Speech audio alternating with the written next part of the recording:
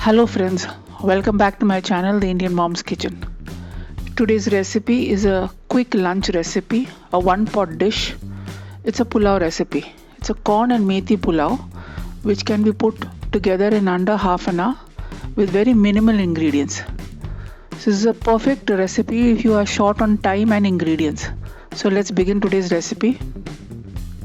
For this, in a pan I've heated up 3 tablespoons of ghee. You can use oil too. To which I've added 3 cloves or Laung, 2 cardamom or Elaichis, 2 small pieces of cinnamon, 1 teaspoon of Jeera or Cumin. Let the cumin start to crackle. I'm adding 3 green chillies cut small, 1 tablespoon of ginger garlic paste. Saute this and then I'm adding 1 cup of corn. You can use corn as is. I've used it boiled. Mix everything well. To this I'm adding salt to taste, 1 teaspoon red chilli powder, 1 teaspoon Dhania or Coriander powder,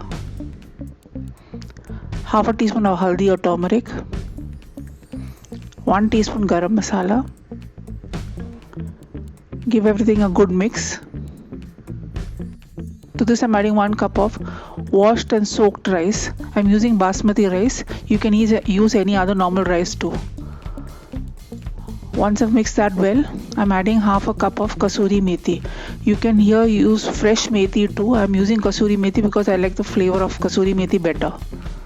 Mix everything well. I'm now adding 2 cups of water, that is double the quantity of rice.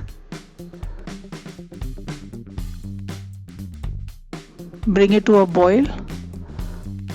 Cover and cook on a low flame till all the water has evaporated and your pulao is ready. Enjoy this lovely pulao with either a raita and papad, or you can enjoy it as is, piping hot. Please do try this recipe.